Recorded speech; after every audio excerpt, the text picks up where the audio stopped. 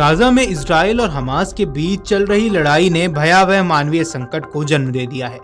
Gaza पट्टी में Israeli हमलों में हजारों लोग मारे गए हैं और लाखों लोग विस्थापित हुए।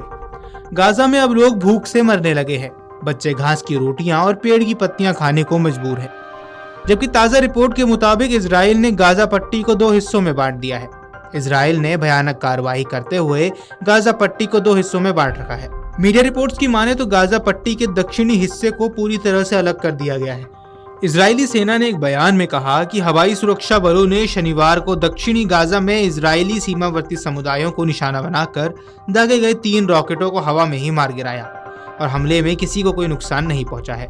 जबकि इससे पहले इजरायली डिफेंस फोर्सेज ने कहा था कि उसके बलों ने गाजा में मुराक कॉरिडोर पर तैनाती पूरी कर ली है और दक्षिणी गाजा को बाकी गाजा पट्टी से काट दिया है। लेकिन गाजा पट्टी में इजराइल और हमास के बीच जारी संघर्ष ने मानवीय त्रासदी को गंभीर रूप से बढ़ा दिया है। आपको बता दें कि इजराइल ने शनिवार को ऐलान किया कि उसने गाजा पट्टी के सबसे दक्षिणी शहर राफा को बाकी गाजा से अलग करने वाला नया मुराक कॉरिडोर पूरा कर लिया है। इसका मतलब है कि अब राफा पूरी तरह इजरायली सेना के घेरे में आ गया है। इसके साथ ही गाजा में फंसे फिलिस्तीनियों के लिए सुरक्षित इलाकों की संख्या और भी कम हो गई है। मुराग एक पुराना यहूदी बस्ती थी जो राफा और खान यूनिस के बीच स्थित था। अब इसी जगह इजरायली सेना ने एक सुरक्षा कॉरिडोर यानी गलियारा बना दिया है, जिससे राफा बाकी गाजा से कट चुका है। इजरायली सेना के अनुसार उन्होंने 36वीं डिवीजन को वहां तैनात कर दिया है और पूरा इलाका अब उनके नियंत्रण में है।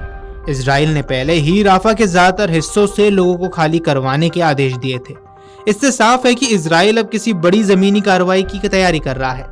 मुराक कॉरिडोर पर नियंत्रण स्थापित करने और दक्षिणी गाजा को बाकी क्षेत्र से अलग करने के बाद इजरायली सेना ने राफा शहर को भी घेर लिया है। इस सैन्य कार्रवाई के दौरान दर्जनों आतंकवादियों को मारने और भूमिगत सुरंग और आतंकवादी ढांचों को नष्ट करने का भी दावा किया गया है। इसी बीच गाजा को कंट्रोल करने वाले हमास के एक वरिष्ठ सदस्य ने समाचार एजेंसी AFP को बताया कि उसने एक प्रतिनिधिमंडल संभावित युद्ध विराम समझौते पर मिस्र के मध्यस्थों के साथ बातचीत के लिए शनिवार को काहिरा जाएगा। उन्होंने कहा, हमें उम्मीद है कि बैठक में युद्ध को समाप्त करने, आक्रामकता को रोकने और गाजा से कब्जे वाली सेनाओं को पूरी तरह वापसी सुनिश्चित करने के लिए एक समझौते पर पहुंचने की दिशा में वास्तविक बात हो सकेगी। पिछले 1 महीने से गाजा में खाने, ईंधन और मदद की आपूर्ति बंद है। करीब 20 लाख लोगों को भुखमरी और बीमारियों का सामना करना पड़ रहा है। मानवाधिकार संगठनों ने स्थिति को युद्ध अपराध बताया है। वहीं इजराइल का कहना है कि अब वो 59 बंधकों को छुड़ाने के लिए दबाव बना रहा है, जिनमें से 24 के जिंदा होने की उम्मीद है। प्रधानमंत्री नेतन्याहू का कहना है कि वह गाजा के और हिस्सों में अपने नियंत्रण को लेकर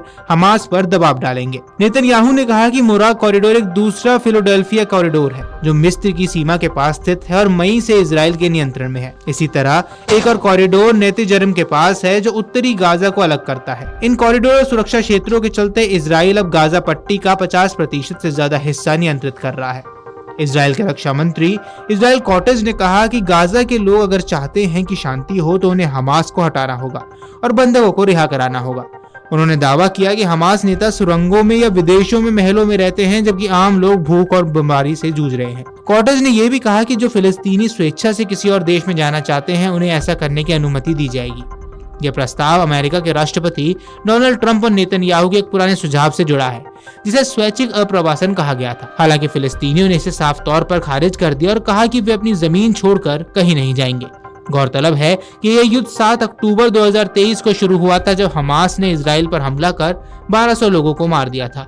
इसके जवाब में इजराइल ने गाजा में बड़े पैमाने पर सैन्य अभियान चलाया, जिसमें अब तक 50,000 से ज्यादा फिलिस्तीनी मारे जा चुके हैं। इनमें अधिकतर महिलाएं और बच्चे हैं। गाजा स्वास्थ्य मंत्रालय का कहना है कि सीज फायर टूटने के बाद से अब तक 1500 लोग मारे जा चुके हैं। इजराइल का दावा है कि उसने करीब 20,000 हमास लड़ाके मार गिराए हैं, लेकिन इसने इसके कोई सबूत नहीं दिए हैं। Video desk Amarujala dot com. अगर आप ये वीडियो YouTube पर देख रहे हैं तो हमारे चैनल को सब्सक्राइब कर बेल आइकन दबाएं और Facebook पर देख रहे हैं तो हमारे पेज को लाइक करें।